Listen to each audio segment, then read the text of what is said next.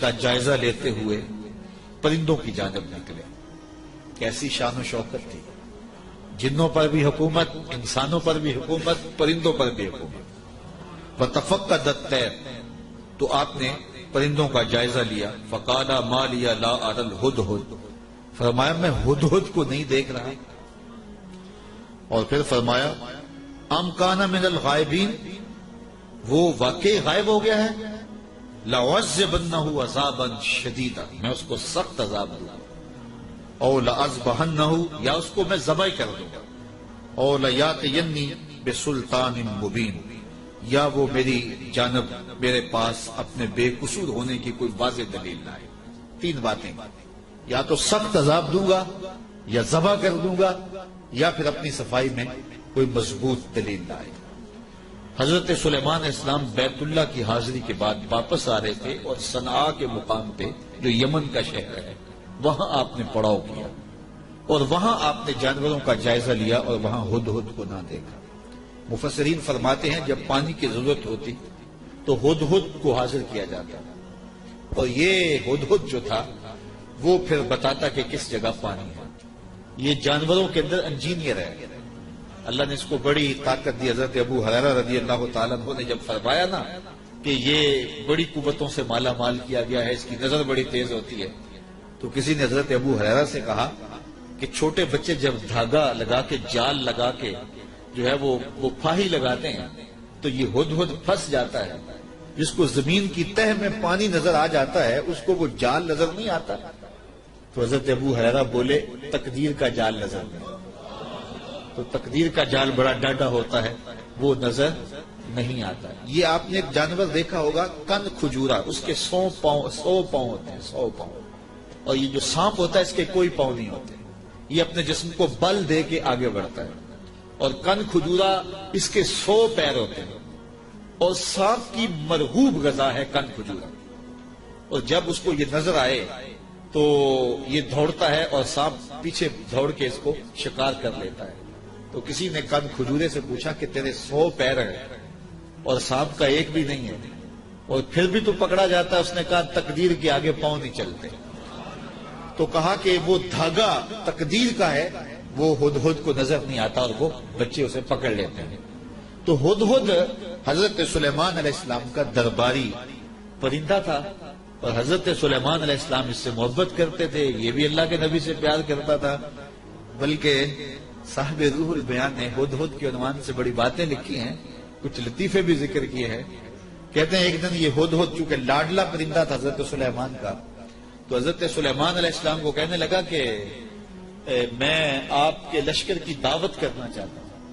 آپ نے کہا اتنا بڑا لشکر ہے اور تو میرے لشکر کی دعوت کرے گا؟ کہا جناب دعوت قبول کیجیے.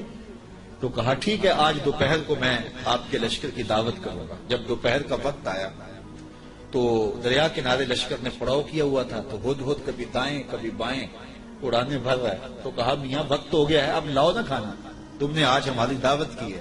کہا جی اسی کا انتظام کر.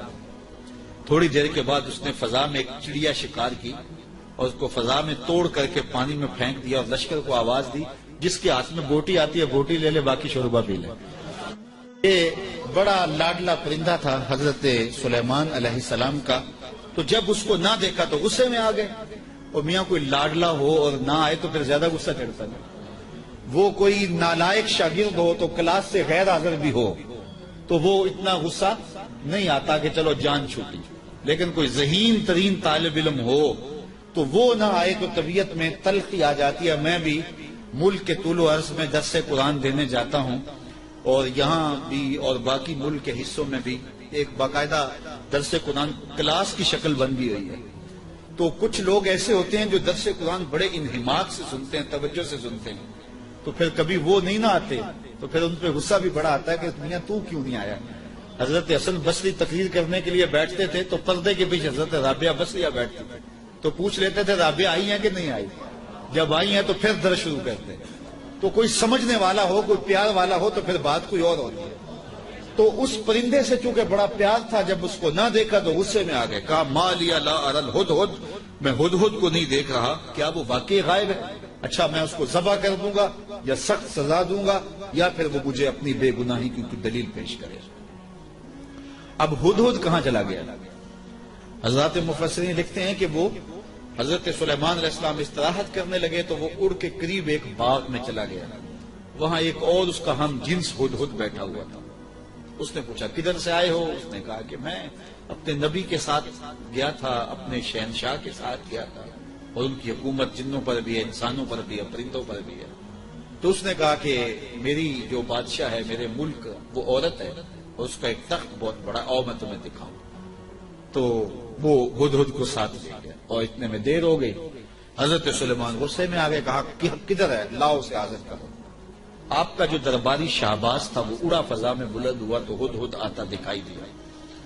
تو اس نے اس کے اوپر جھپٹ کے حملہ کرنا چاہا تو ہدہد نے کہا تجھے واسطہ دیتا ہوں اس رب کا جس نے تجھے میرے پہ طاقت دی ہے، مجھے اپنا معاملہ حضرت سلیمان کے پاس جا کے پیش کر دو. کہا انہوں نے کہا ہے کہ تجھے قتل کر دوں گا، ذبح کر دوں گا، یا تجھے سخت سزا دوں گا، اب تو بچ نہیں پائے گا. تو ہدہد نے کہا کہ انہوں نے کوئی استثناء بھی کیا تھا؟ کہا ہاں، انہوں نے کہا تھا یا کوئی مضبوط خبر لائے، اپنا معقول عذر پیش کرے. کہا پھر خیر ہے. اب ہدہد حضرت سلیمان کے پاس آیا اور مفسرین کہتے ہیں اس نے اپنے پر جھکا لیا اور دل بھی جھکا لی اور حضرت سلیمان کے سامنے عرض کی کہ اس رب سے ڈریے جس کے حضور آپ رب قیامت کے دن پیش ہوں گے. بس یہ بات کہنے کی دیر تھی کہ حضرت سلیمان کا غصہ ٹھنڈا ہو گیا. تو میں بتاؤ کدھر گئے تھے؟ تو ہدہد نے کیا جواب دیا، سنو قرآن کیا کہتا ہے. فمکث غیر بعید، تو پس وہ تھوڑی ہی دیر ٹھہرا تھا کہ وہ حاضر ہو گیا اور حاضر ہو کے اس نے کہا فقال، اس نے کہا احطت بما لم تحط به وجئتک من سبأ بنبأ یقین. اس نے کہا کہ حضور میں ایسی بات معلوم کر کے آیا ہوں جس پر شاید آپ مطلع نہ تھے، اور میں آپ کے پاس ملک سبا کی ایک یقینی خبر لایا.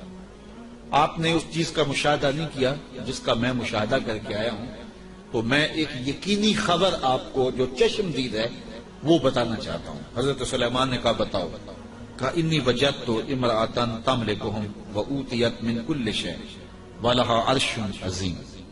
اس نے کہا میں ایک ایسی خاتون کو دیکھا ہے جو بادشاہت کے تخت پہ براجمان ہے. میں نے ایک ایسی عورت دیکھی ہے وہاں جو ان پر حکومت کرتی ہے اور اقتدار کی مسند پہ بیٹھی ہے، اور اسے ملکیت و اقتدار میں ہر چیز بخشی گئی ہے اور اس کے پاس بہت بڑا تخت ہے. یہ شہرہ آفات تخت تھا جو ملکہ بلقیس کے پاس تھا، اور یہ 40 ہاتھ چوڑا تھا، 80 ہاتھ لمبا تھا. شرعی ہاتھ جب کہا جاتا ہے تو وہ کونی تک ہوتا ہے، تو گویا دوسرے لفظوں میں 1.5 فٹ کا ایک ہاتھ لگائیں تو یہ 60 ہاتھ چوڑا تھا اور 120 ہاتھ جو ہے وہ لمبا تھا. سونے چاندی اور قیمتی دھاتوں کا بنا تھا، 7 منزلیں تھیں اس کی، اور قیمتی موتی اس کے اوپر لگے تھے. اور جب وہ اپنا دربار لگاتی تو اس تخت کے اوپر بیٹھتی، اور اس کے 12,000 سردار تھے قوم کے جن کے تحت فوجیں تھیں، اور ایک مضبوط نظم و نسق تھا. ہر شے، فوجیں، آلات حرب و ضرب، بہت کچھ دیا گیا تھا. تو اس بات کی کہانی سنائی اور آگے فرمایا وجدتها وقومها يسجدون للشمس من دون اللہ. میں نے دیکھا ہے وہ اور اس کی قوم اللہ کے علاوہ سورج کو پوجتی، اللہ کو چھوڑ کر سورج کی پرستش کرتی ہے. وزین لهم الشیطان اعمالهم، اور شیطان نے ان کے لیے ان کے اعمال مزین کر دیے ہیں. فصدهم عن السبیل، اور شیطان نے ان کو راہ حق سے، راہ توحید سے روک دیا ہے. فہم لا یہتدون، اور وہ ہدایت نہیں پا رہے. اللہ یسجدوا للہ الذی یخرج الخبأ فی السماوات والارض ویعلم ما تخفون وما تعلنون. اللہ اکبر. اس لیے روکے گئے ہیں کہ وہ اللہ کے حضور سجدہ ریز نہ ہوں جو آسمانوں اور زمینوں میں پوشیدہ حقائق اور موجودات کو باہر نکالتا ہے، یعنی ظاہر کرتا ہے.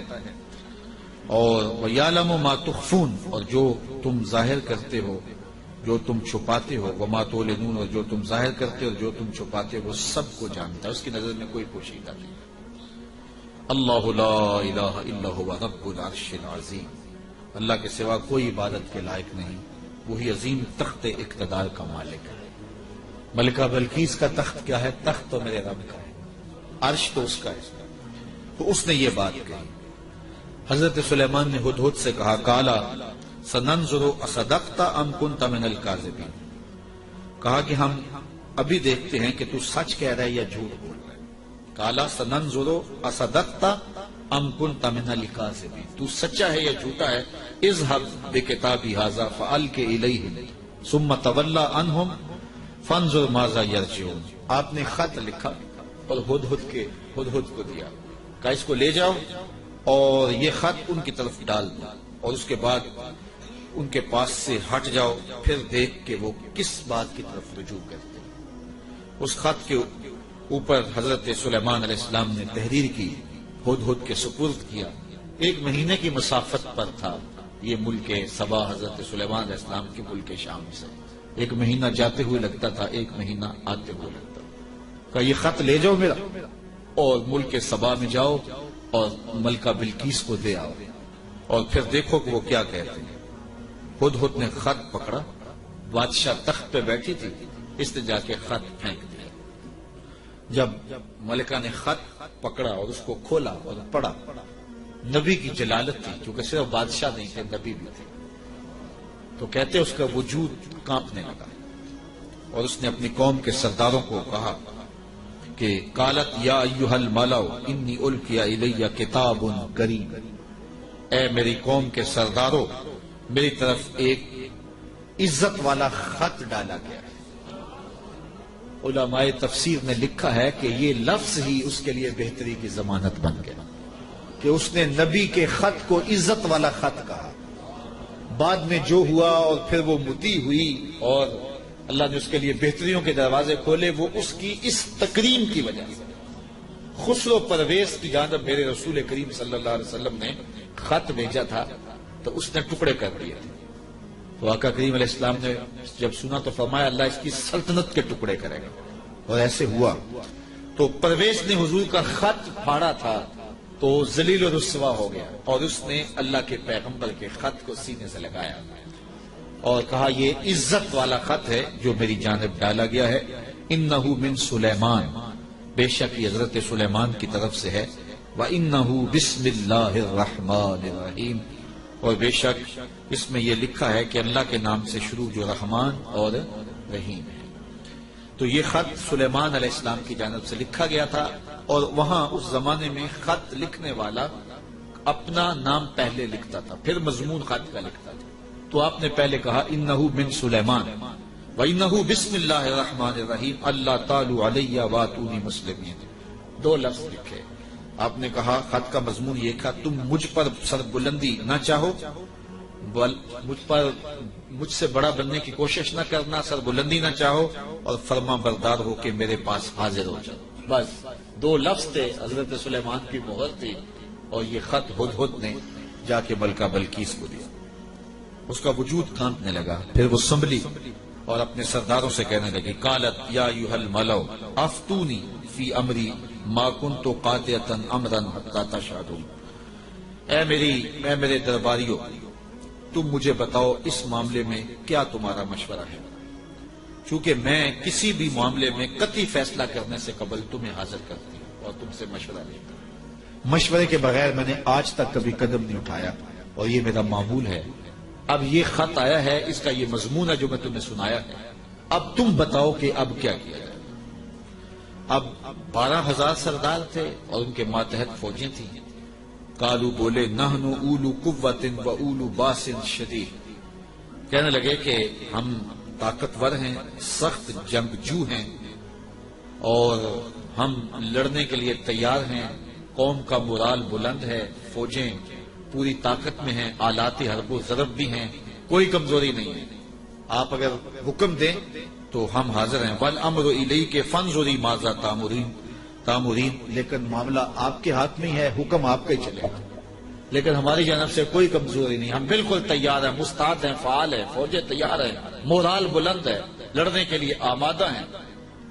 تو اب آپ کا حکم ہے، کیا آپ حکم دیتی ہیں؟ قالت ان الملوک اذا دخلوا قرية افسدوها وجعلوا اعزة اهلها اذلة ملکہ نے کہا کہ بے شک جب بادشاہ کسی بستی میں داخل ہوتے ہیں تو اسے برباد کر دیتے ہیں اور وہاں کے باعزت لوگوں کو ذلیل و رسوا کر ڈالتے ہیں، اور یہ لوگ یعنی بادشاہ اسی طرح کریں گے۔ تو اگر تم مجھے موقع دو، اور میرا مشورہ یہ ہے کہ میں وَإِنِّي مُرْسِلَةٌ إِلَيْهِمْ بِهَدِيَّةٍ، میں پہلے ان کی طرف کوئی ہدیہ بھیجتے ہوں۔ ہم لڑائی کا طبل نہ بجائیں، ہم پہلے ان کی طرف ہدیہ بھیجیں، پہلے دیکھیں فَنَاظِرَةٌ بِمَا يَرْجُو الْمُرْسَلُونَ، پھر ہم دیکھتے ہیں کہ جو ہمارے قاصد گئے ہیں وہ کیا پیغام لاتے ہیں۔ اگر وہ ہمارے ہدیے کو قبول کر لیتے ہیں اور کوئی ہماری سیٹنگ ہو جاتی ہے تو پھر تو لڑائی کی ضرورت نہیں ہے، لڑائی بہت خطرناک ہوتی ہے، اس کے انجام بڑے بھیانک ہوتے ہیں۔ وہ تھی بڑی سمجھدار، فوجوں نے کہا ٹھیک ہے، جرنیلوں نے کہا لڑیں گے، اور سرداروں نے کہا قوم کا مورال بلند ہے، اور جو ہے وہ افسروں نے کہا کہ ہماری فوج بڑی ٹریننگ یافتہ ہے، ہمارے پاس آلات وہ ضرب موجود ہیں، لڑیں گے۔ لیکن اس نے کہا صبر کرو، پہلے میں کوئی تحفہ دے کے قاصد بھیجتی ہوں، وہ قاصدوں کو کیا جواب دیتے ہیں، لڑائی تو آخری حل ہے، پھر ہم دیکھیں گے۔ فلما جاء سلیمان، جب قاصد حضرت سلیمان کے پاس آیا، کہتے ہیں وہ تحفہ کیا تھا؟ مفسرین نے لکھا ہے کہ وہ سونے کی اینٹ تھی، اور اس کو قیمتی کپڑے میں دیباج میں لپیٹ کر کے باقاعدہ اس کے لیے جو ہے وہ ایک چیز بنائی گئی، اور غلافوں میں لپیٹ کر کے وہ خادم حضرت سلیمان کے پاس قاصد لے کر حاضر ہوا کہ ان کو اینٹ پیش کریں، کیونکہ سونے اور چاندی سے بادشاہ لوگ بڑے خوش ہوتے ہیں۔ حضرت سلیمان کو جب پتا چلا کہ ان کے قاصد آ رہے ہیں، اور اللہ کے نبی نے نور نبوت سے دیکھا بھی وہ کیا لا رہے ہیں، تو جنوں کو کہا حاضر ہو جاؤ، حاضر ہو گئے۔ کہا 1000 سونے کی اینٹیں میرے تخت کے آگے فرش پر بچھا دو۔ تو جب اینٹیں بچھی ہوئی انہوں نے دیکھی تو وہ جو تحفہ لے کے آئے تھے سنبھال کے ایک اینٹ، انہوں نے دیکھا کہ وہ اینٹیں تو قدموں میں پڑی ہوئی، تو اب وہ تحفہ دیتے ہوئے شرم محسوس کرنے لگے، کیا دے الٹے بانس بریلی کو، یہاں تو اینٹیں قدموں میں پڑی ہوئی ہیں۔ علاؤ الدین خلجی ساری زندگی تڑپتا رہا کہ حضرت خواجہ نظام الدین اولیاء کی بارگاہ میں حاضری دوں۔ آپ مانتے نہیں تھے، آپ کا مزاج ایسا تھا کہ شاہوں سے گریزاں تھے، تو اس نے بڑا زور کیا۔ خیر جب اس نے یہ ارادہ کر دیا کہ میں حاضر ہونا ہے تو آپ نے علاؤ الدین کو لکھا کہ فقیر کی خانقاہ کے 2 دروازے ہیں، اگر تو ایک سے آیا تو میں دوسرے سے باہر نکل جاؤں گا، اور اگر تو نے زیادہ تنگ کیا تو تیرا شہر چھوڑ جاؤں گا۔ خیر بادشاہ نے ایک دن جو ہے وہ بغیر بتائے خانقاہ میں حاضری دی۔ شیخ کو پتا چلا تو انہوں نے دروازے پر پہرے دار کھڑے کر دیے کہ بادشاہ کو اندر نہیں آنے دینا۔ بادشاہ نے ان کے تیور پڑے فقیروں کے، تو یہ جو پیروں کے مرید ہوتے تو دیوانے ہیں، کہا کہ یہ تو مر جائیں گے لیکن شیخ کے دروازے سے اندر نہیں جانے دیں گے۔ تو بادشاہ کو شرارت سوجی تو اس نے کاغذ کے ٹکڑے پہ لکھا کہ یہ کیا ہوا کہ بادشاہوں کے دروازوں پہ بھی بواب چوکیدار اور فقیروں کے دروازے پہ بھی بواب۔ تو اندر سے شیخ نے اسی کاغذ کے ٹکڑے پہ بیک پہ اس کی پشت پہ لکھ کے بھیجا، فرق یہ ہے کہ بادشاہوں کے درباروں پر جو بواب ہوتے ہیں وہ فقیروں کو روکنے کے لیے ہوتے ہیں، اور جو فقیروں کی چوکھٹ پہ بواب ہوتے ہیں وہ امیروں کو روکنے کے لیے ہوتے ہیں۔ بادشاہ کہنے لگا کہ مجھے حضرت کی خانقاہ تو دیکھنے کی اجازت ہوگی۔ خدام نے کہا کوئی حرج نہیں ہے۔ تو وہ خانقاہ لنگر خانہ دیکھنے لگا، بہت بڑی خانقاہ تھی۔ تو جب وہ استبل میں گیا تو کیا دیکھا کہ جو گھوڑے ہیں ان کی جو میخیں ہیں، قلعے ہیں، وہ چاندی کے ہیں، اور جو ان کے پاؤں میں زنجیریں پڑی ہوئی ہیں جن سے وہ بندھے ہوئے ہیں وہ زنجیریں سونے کی ہیں۔ تو بادشاہ بڑا حیرت زدہ ہوا، تو اس نے پھر کاغذ کے ٹکڑے پہ لکھا کہ یہ کیا ہوا کہ بادشاہوں کے پاس بھی سونا اور چاندی اور فقیروں کے پاس بھی سونا اور چاندی، فرق کیا ہوا؟ تو شیخ نے جواب میں لکھ کے بھیجا، فرق یہ ہے بادشاہ خزانوں میں سنبھال کے رکھتے ہیں، فقیر گھوڑوں کے قدموں میں ڈال کے رکھتے ہیں۔ تو حضرت سلیمان علیہ السلام نے 1000 اینٹ بچھوا دی۔ آپ جانتے ہیں جب بہار چین آیا نا حضرت عمر کے زمانے میں، جب ایران فتح ہوا تو سب سے دنیا کے اس وقت نامور اشیاء میں سے بہار چین ایک بہت بڑا قالین تھا، جس کو بہار چین پہ بٹھا دیا جاتا وہ ناز کرتا کہ میں بہار چین پہ بیٹھا۔ آج وہ کسی کو وہ سرخ قالین پہ جو ہے وہ لے کے جاتے ہیں تو کہتے ہیں میرے لیے سرخ قالین بچھائے گئے، امریکہ میں یا جو ہے وہ میرے لیے جو ہے وہ برطانیہ میں یہ اعزاز دیا گیا ہے۔ کہ مجھے سرخ قالینوں پہ میرا استقبال کیا گیا، سرخ قالین بچھائے گئے۔ بہار چین یہ ایک ایسا قالین تھا کہ جس پہ بیٹھ جانا اور جس پہ چلے جانا یہ بڑے دنیا کے لوگ جو ہے وہ فخر سمجھتے تھے۔ جب حضرت فاروق اعظم کا زمانہ آیا تو یہ علاقہ فتح ہوا تو یہ اونٹوں پہ لاد کر کے یہ بہار چین مدینے بھیجا گیا۔ تو حضرت عمر کے پاس جب بہار چین آیا تو کہا کہ اب اس کو کہاں رکھے؟ تو کسی نے کہا جی مسجد نبوی میں بچھائیں۔ کہا یہ مسجد نبوی میں بچھائیں؟ وہاں کی جو چٹائیاں ہیں اس قالین سے افضل ہیں، وہاں اس کو یہاں نہیں بچھائیں گے تو کہاں رکھے؟ حضرت عمر نے حکم دیا کہ مسجد نبوی کے باہر جہاں لوگ جوتے اتارتے ہیں وہاں رکھا جائے۔ اور وہ بہار چین جس پہ لوگ بیٹھنا اعزاز سمجھتے، لوگ وہاں جوتے پوچھ کے گزرتے تھے۔ تو فقیروں کی نظر میں کیا چیز ہوتی ہے ان چیزوں کی؟ تو 1000 اینٹ جب بچھی ہوئی دیکھی تو وہ کیا تحفہ دیتے؟ حضرت سلیمان علیہ السلام نے کہا کالا اتو بدوننی بمال، تم مجھے مال سے میری مدد کرتے ہو؟ تم کیا سمجھتے ہو؟ تم میرے پاس جو ہے وہ مال و دولت سے میری مدد کرنا چاہتے ہو؟ فما آتانی اللہ خیر مما آتاکم، اللہ نے جو مجھے دیا ہے وہ اس سے بہتر دیا ہے جو تم کو دیا ہے، تمہارے سے بہتر مجھے نوازا ہے۔ بل انتم بہدیتکم تفرحون، بلکہ اپنے ہدیے پہ تم خوش ہو کہ یہ مال ہے، ہم مال کے ہدیے کو قبول نہیں کرتے۔ ایک طرف سورج کو پوجا جا رہا ہے، رب کے ساتھ شریک ٹھہرایا جا رہا ہے، اور میں ایک اینٹ لے کے راضی ہو جاؤں سونے کی اور تم اللہ کی مخالفت کرتے رہو۔ یہاں سمجھنے کے لیے بہت کچھ ہے کہ اللہ کے حکموں کی نافرمانی کر رہا ہو اور پیر صاحب کو نذرانہ دے دے اور پیر صاحب یہیں چپ ہو جائے کہ کوئی نہیں مجھے نذرانہ مل گیا، یہ سمجھنے کے لیے کافی ہے۔ سونے کی اینٹ لے کے آئے ہیں، فرمایا وہ بتوں کو پوج رہے ہیں، وہ سورج کو پوج رہے ہیں اور مجھے اس نذرانے سے چپ کروانا چاہتے ہیں، ایسا نہیں ہوگا۔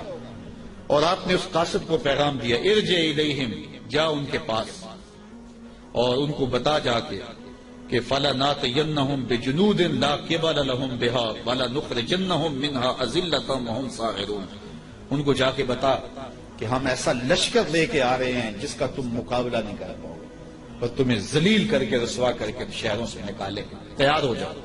حضرت سلیمان نے اس قاصد کو پیغام بھیجا۔ جب اس نے جا کے پیغام دیا اور حضرت سلیمان کے دربار کی کہانیاں سنائیں تو پھر لڑائی کی ہمت کس کو ہوتی؟ نبی کو اللہ نے روب دیا ہوتا ہے، نبی کا روب جو ہے وہ لوگوں پہ پڑ جاتا ہے۔ اللہ اکبر، تو کس کو ہمت ہوتی؟ ملکہ بلقیس نے کہا کہ اب میں خود جاتی، تو وہ خود تیار ہوئی اور وہ حضرت سلیمان کی بارگاہ میں حاضر ہونے کے لیے ملک سبا سے چلی۔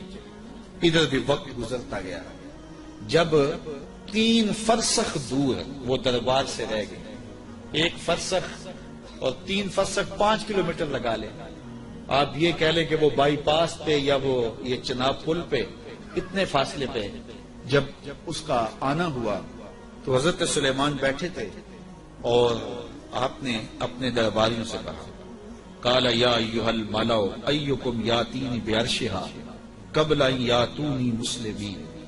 دربار لگا تھا، جن بھی بیٹھے تھے، انسان بھی بیٹھے تھے، پرندے بھی تھے۔ آپ نے کہا میرے درباریوں وہ بلقیس آ گئی ہے، یہاں قریب ہی آ گئی ہے، تو اس کا وہ تخت جس پہ اسے ناز ہے کوئی ہے جو اٹھا لائے اس کے لانے سے پہلے؟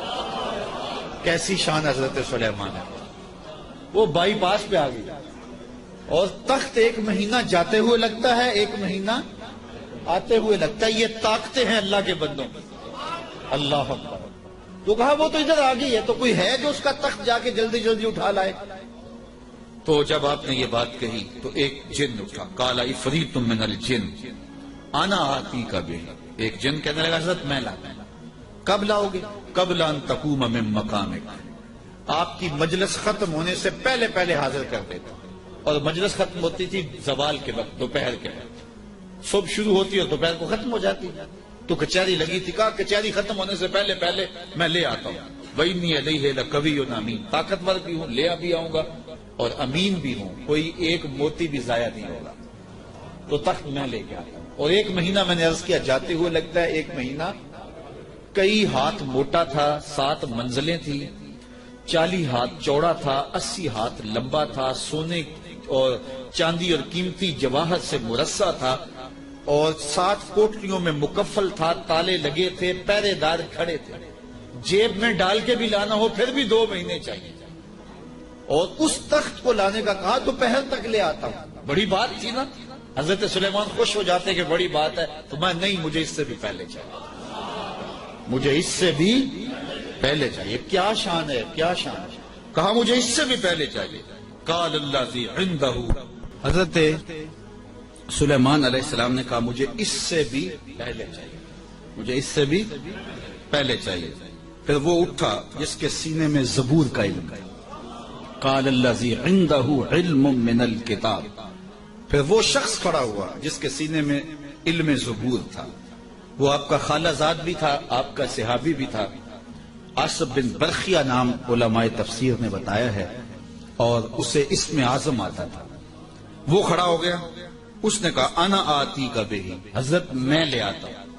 کہا کب لاؤ گے؟ وہ تو دوپہر تک کا وقت دے رہے، تم کب لاؤ گے؟ تو سنو اس نے کیا کہا. بولا قبل ان یرتد الیک طرفک، حضور آپ آنکھ بعد میں جھپکیں گے، تخت پہلے پڑا ہوگا. آپ آنکھ بعد میں جھپکیں گے، تخت پہلے پڑا ہوگا. اللہ اکبر. فلما رآہ مستقرا عنده قال ھذا من فضل ربی. حضرت سلیمان نے بھی آنکھ جھپکی نہیں تھی، تخت سامنے پڑا. تو حضرت سلیمان بے ساختہ پکار اٹھے، یہ میرے رب کا فضل ہے جس نے میرے امتی کو یہ طاقت دی. یار بنی اسرائیل کے نبی کے امتی کی یہ شان، تو بنی اسرائیل کے یہ نبی مقتدی بن کے جس کے امام کے پیچھے کھڑے تھے مسجد اقصی میں، اس امام کی شان کا عالم کیا. یہ شان ہے خدمت گاروں کی، سرکار کا عالم. کہا میں لاتا ہوں، اور اس کے آنے سے پہلے کیا حضرت آنکھ جھپکنے سے پہلے حاضر کر دو. اور حضرت سلیمان نے ابھی آنکھ جھپکی نہیں، تخت سامنے پڑا ہوا تھا. اللہ اکبر. لیبلونی ااشکر ام اکفر. کہا کہ میرے رب نے مجھے آزمایا ہے، میرا رب مجھے پرکھتا ہے کہ میں اس کا شکر کرتا ہوں یا کفران کرتا ہوں یا انکار کرتا ہوں. اللہ اکبر. فرمایا ومن شکر فانما یشکر لنفسہ. جو شکر کرتا ہے وہ اپنے لیے ہی شکر کرتا ہے. اللہ کا کیا فائدہ کرے گا؟ اپنا ہی فائدہ ہوگا. تو میں اس کا شکر کرتا ہوں جس نے میرے ایک امتی کو یہ طاقت عطا کی، یہ شان عطا کی. یار جب بنی اسرائیل کے ایک ولی کی یہ شان ہے تو اس امت کے اولیاء کی شان کا عالم کیا ہوگا. صرف ایک واقعہ. شہر بخارا میں، شہر کابل میں حضرت امام شاہ نقش بند بخاری علیہ رحمہ تشریف لائے تو لوگوں کا ہجوم ہو گیا. بادشاہ وقت کی لونڈی وہاں سے گزرتے ہوئے رکی تو لوگوں کا ہجوم دیکھا. کہا ماجرا کیا ہے؟ کہا بخارے والے پیر آئے ہوئے ہیں. تو کہا یہ پیر کیا ہوتے ہیں؟ لوگوں نے بتایا یہ اصلاح قلب کرنے والے لوگ ہوتے ہیں، یہ دلوں کے حکیم ہوتے ہیں، ڈاکٹر ہوتے ہیں، اور یہ باطن کی صفائیاں کرنے والے لوگ ہوتے ہیں. اور اللہ نے ان کو تکوینی اور تشریعی طاقتیں بھی عطا کی ہوئی ہوتی ہیں. اور کبھی ایسا ہوتا ہے کہ یہ اوکھے ویلے کام بھی آتے ہیں. اس نے سوچا کہ شیخ سے نسبت قائم کر لینے میں کوئی حرج نہیں ہے، تو اس نے حضرت شاہ نقش بند بخاری کی بیعت کر لی. چلو پیر تو کوئی ہونا چاہیے، تو انہوں نے ان سے بیعت کر لی. شیخ نے جو وظائف بتائے اور تلقین کی، ذکر کی اور اچھائی کی طرف سبق دیے، تو صالحہ تو وہ پہلے ہی تھی لیکن مزید رنگ چڑھ گیا. تو بادشاہ جب اس کی خدمت کو دیکھا تو بڑا خوش ہوا. جو باقی لونڈیاں تھیں وہ حسد کرنے لگی. ایک دن انہوں نے بادشاہ کے دربار سے، بادشاہ کے گھر سے چوری کر کے زیور ایسی جگہ پہ چھپا دیے اور اس پہ الزام لگا دیا اور پھر برآمد بھی اس سے کروا دیے. بادشاہ کو بڑا غصہ آیا کہ میں نے اس پہ اتنا اعتماد کیا تھا اور یہ بڑی لمبی نمازیں پڑھتی تھی. بادشاہ نے حکم دیا کہ اس کو چوبارے پہ لے جاؤ اور وہاں سے دھکا دیتا. بادشاہ کے محل کی چھت پہ لے جایا گیا. اس نے لاکھ کہا کہ میرا جرم نہیں ہے، لیکن بادشاہ ہوتے ہیں. تو چھت پہ لے جایا گیا. جب دھکا دینے لگے تو اس کو اب یاد آیا کہ میں نے سنا تھا اوکھے ویلے پیر کام آتے ہیں. تو اس نے بخارے کی طرف منہ کر کے کہا شیعہ للہ چو گدائے مستمن المدد خواہم ز شاہ نقش بند. سنا ہے اوکھے ویلے پیر کام آتے ہیں، اس سے اوکھا ویلا میرے پہ تو نہیں آ سکتا. یہ اس نے کہا تو پیچھے جلاد نے دھکا دے دیا جب نیچے آئی تو حضرت شاہ نقشبند بخاری کا دامن پھیلا ہوا تھا. آپ نے آرام سے پکڑ کے نیچے رکھ دیا تو اس نے حیرت سے پوچھا حضرت آپ کب آئے ہیں؟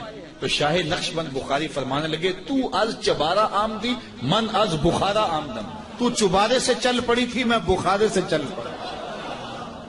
تو کہا حضرت آنکھ جھپکنے سے قبل وہ تخت حاضر کر دوں گا. جب تخت حاضر ہو گیا کہا یہ میرے رب کا فضل ہے جس نے مجھے اتنی طاقت عطا فرمائی. ومن کفر فإن ربی غنی کریم. اور اگر کوئی ولیوں کی اس طاقت کو نہیں مانتا، نبیوں کی اس طاقت کو نہیں مانتا، اللہ کے بندوں کی طاقتوں کو نہیں مانتا، اللہ کو پرواہ بھی کوئی نہیں. نہ مانے کوئی اللہ کو کیا پرواہ ہے، وہ غنی بھی ہے اور کریم بھی. کالا نکروا لہا عرشہا ننظر اتہتدی ام تکون من الذین لا یہتدون. آپ نے فرمایا جلدی جلدی کرو، تخت کا حلیہ بھی بدل دو، اس کی شکل جلدی جلدی تبدیل کر دو تاکہ جب وہ آئے تو ہم دیکھیں کہ وہ اس کو پہچانتی ہے یا نہیں پہچانتی. تو تخت کا حلیہ بدل دیا گیا. فلما جاءت، جب ملکہ بلقیس پہنچی، قیل اہٰذا عرشک، کہا تیرا بھی اس جیسا کوئی تخت ہے؟ اس تخت کی طرف اشارہ کر کے کہا کہ کیا تمہارا تخت اسی طرح کا ہے؟ تو قالت کانہ ہوا، بولی یہ وہی تو ہے، یہ وہی تو ہے، بولی یہ وہی ہے. وَأُوتِينَا الْعِلْمَ مِنْ قَبْلِهَا وَكُنَّا مُسْلِمِينَ. اس نے کہا کہ ہمیں اس کی پہلے خبر ہوگی. حضرت آپ تخت کو بدل بدل کے نہ دکھائیں، ہم پہلے ہی مان گئے ہیں، ہم پہلے ہی مان گئے ہیں اور ہم مطیع بن کے آئے ہیں، فرما بردار بن کے آئے ہیں. وَصَدَّهَا مَا كَانَتْ تَعْبُدُ مِن دُونِ اللَّهِ. اور اس ملکہ کو اس معبود باطل نے پہلے قبول حق سے روک رکھا تھا. اللہ اکبر. کس نے؟ جس کو وہ اللہ کے علاوہ پوچھتی تھی. انہا کانت من قوم کافرین. بے شک وہ کافر قوم سے تھی. قیل لہا ادخلی السرح. اس کو کہا گیا اب محل میں آ جاؤ. یہ تو منظر باہر ہی تھا، کہا اب آ جاؤ ہمارے محل کے اندر. جب محل میں داخل ہوئی فلما رأتہ حسبتہ لجا. ایسے کیا گیا تھا کہ پانی ڈال کر کے حوض بنا کے اس میں پانی ڈالا، مچھلیاں ڈالے اور اس اوپر ایک شیشہ رکھ دیا. اور وہ شیشہ اتنا خوبصورت تھا اور اتنا لطیف تھا کہ محسوس نہیں ہو رہا تھا شیشہ ہے، لگتا تھا آگے تالاب ہے تو اور کوئی راستہ بھی نہیں تھا. تو جب وہ گزرنے لگی حسبتہ لجا، اس نے اس نیلگوں پانی کی لہریں جب چلتی ہوئی دیکھی تو وہ سمجھی کہ یہ تو کوئی جو ہے وہ تالاب ہے. وَكَشَفَتْ عَنْ سَاقَيْهَا. اس نے اپنی پنڈلیوں سے کپڑا اوپر کر لیا. قَالَ إِنَّهُ صَرْحٌ مُمَرَّدٌ مِّن قَوَارِيرَ. حضرت سلیمان علیہ السلام نے فرمایا کہ یہ گہرے پانی کا تالاب نہیں ہے بلکہ یہ تو شیشوں کا جڑا ہوا محل کے شیشوں سے جڑے ہوئے محل کا صحن ہے. اور یہ جو ہے وہ ایسا ماجرا نہیں ہے تو اپنے لباس کو اوپر کر لے. قالت رب انی ظلمت نفسی. تو وہ کہنے لگی میں نے اپنے نفس پہ میرے رب ظلم کیا اور آج میں اس مجمع کو گواہ بنا کے تیرے پیغمبر کو گواہ بنا کے آج اس محل کے اندر میں اعلان کرتی ہوں وَأَسْلَمْتُ مَعَ سُلَيْمَانَ لِلَّهِ رَبِّ الْعَالَمِينَ. میں حضرت سلیمان کے رب پر، تمام جہانوں کے رب پر ایمان لاتی ہوں اور ایمان کی دولت سے مالا مال ہوئی. پھر حضرت بلقیس کا نکاح کیا حضرت سیدنا سلیمان سے ہوا یا دوسری روایت کے مطابق طبۂ یمن سے ہوا؟ اس کے بارے میں روایات مختلف ہیں، مفسرین نے دونوں باتیں لکھی ہیں.